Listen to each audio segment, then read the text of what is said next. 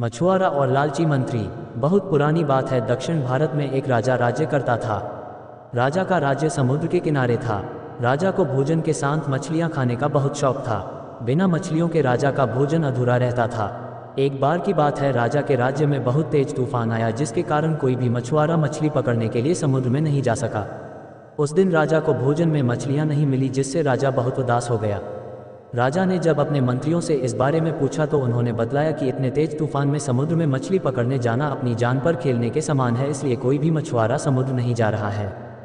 राजा ने घोषणा करवाई कि जो भी समुद्र से ताजी मछलियां लाएगा उसे मुंह मांगा इनाम दिया जाएगा। राजा की घोषणा सुनकर मछुआरों के मन में लालच तो आया, किंतु कोई भी मछुआरा अपनी जान जोखिम में डालने के लिए तैयार नहीं हुआ।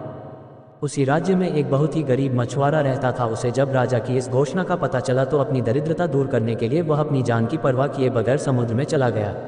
समुद्र में उसने जाल फेंका, जिसमें कई बड़ी बड़ी मछलियां फंस गई।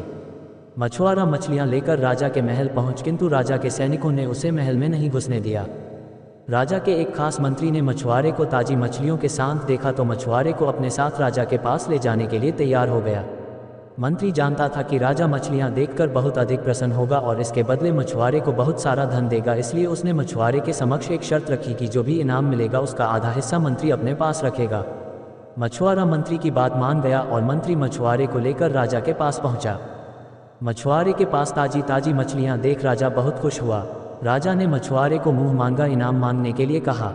मछुआरा राजा से हाथ जोड़कर बोला, महाराज, मुझे 20 कोड़े मारे जाएं।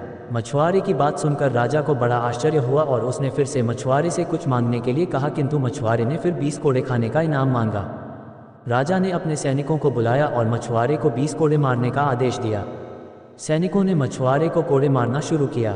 10 कोड़े खाने के बाद मछुआरा राजा से बोला, महाराज, मुझे आप जो भी इनाम देंगे उसका आधा हिस्सा मुझे मेरे हिस्सेदार को देना पड़ेगा, इसलिए बाकी के 10 कोड़े मेरे हिस्सेदारी को दे दिए जाएं। मछुआरे की बात सुनकर राजा को फिर आश्चर्य हुआ और राजा ने उसके हिस्सेदार का नाम पूछा। मछुआरा मंत्री की तरफ इशारा करते हुए बोला, महाराज, यही मेरे हिस्सेदार हैं। इन्होंने ही मुझे आपके पास लाने के बदले प्राप्त इनाम का आधा हिस्सा मांगा है। राजा ने मंत्री की ओर देखा तो मंत्री ने शर्म से अपना सर झुका लिया। राजा ने आदेश दिया कि बाकी की 10 कोड़े मछुआरे के हिस्सेदार को मारे जाएं। सैनिकों ने राजा के आदेश पर मंत्री को 10 कोड़े मारे। राजा ने मंत्री को उसके लालच के कारण अपने मंत्री पद से हटकर राज्य से बाहर कर दिया और मछुआरे को बहुत सारा इनाम देकर विदा किया। शिक्षा। राजा और लालची मंत्री की कहानी से हमें शिक्षा मिलती है कि लालच में आकर कभी भी किसी को अनावश्यक रूप से परेशान नहीं करना चाहिए।